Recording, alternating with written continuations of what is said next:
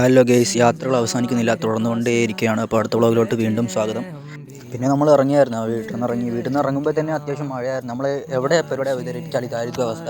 നമ്മളെപ്പോൾ എന്ത് ആവശ്യത്തിന് അവർക്ക് ഇറങ്ങാനൊക്കെ ഇറങ്ങിയാലും മഴയൊക്കെയാണ് കൂടുതലും വരുന്നത്. അപ്പോൾ ജസ്റ്റ് കാറായതുകൊണ്ട് നമുക്കൊരു കുഴപ്പമില്ല, ജസ്റ്റ് വണ്ടിയിൽ ഇങ്ങനെ ഇരുന്ന് പോകാം. വല്ല ബൈക്കൊക്കെ ആണെങ്കിൽ നമ്മൾ എത്തേണ്ട സ്ഥലത്ത് എത്തുമ്പോഴത്തേക്കും കുളിച്ച് നമ്മൾ പോയിക്കൊണ്ടിരിക്കുമ്പോഴാണ് നമുക്കൊരു അടിപൊളിയായിട്ടുള്ള ഒരു ബീച്ച് കണ്ടത്. അപ്പോൾ അവിടെ ജസ്റ്റ് വണ്ടി നിർത്തിയിട്ട് അതിൻ്റെയൊക്കെ ചെറിയൊരു വീഡിയോ എടുത്തായിരുന്നു. ഇതെന്ന് വെച്ചാൽ നമ്മൾ അവിടെ ഒരു ഏകദേശം സ്പെൻഡ് ചെയ്തായിരുന്നു. അപ്പോൾ സ്പെൻഡ് ചെയ്തതിൻ്റെ ചെറിയൊരു വ്ളോഗാണ്.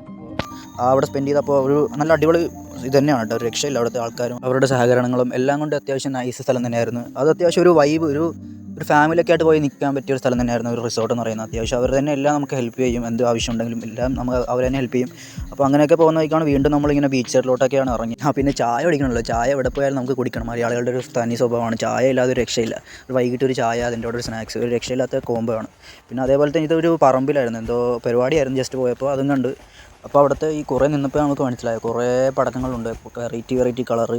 ആ മേളിലോട്ട് പോയിട്ട് ഇങ്ങനെ പൊട്ടുന്നതാണ് എന്ത് രസമാണെന്നറിയാം. കുട്ടികളായിട്ട് പോയി നിൽക്കുമ്പോൾ തന്നെ അവർക്ക് ഭയങ്കര ഹാപ്പിനെസ്സാണ്. നമ്മുടെ ഒരു അനിയനുണ്ടായിരുന്നു, അവന് ഭയങ്കര സന്തോഷമായിരുന്നു. പിന്നെ അവിടെ എന്തോ ചെറിയ പ്രോഗ്രാമൊക്കെ ഉണ്ടായിരുന്നു, പാട്ടും അങ്ങനെ ചെറിയ ചെറിയ പ്രോഗ്രാമാണ്. പക്ഷേ അത്യാവശ്യം വലിയ ആൾക്കാരൊക്കെ ഉണ്ട്, അത്യാവശ്യം നൈസ് ആൾക്കാരൊക്കെ ആയിരുന്നു.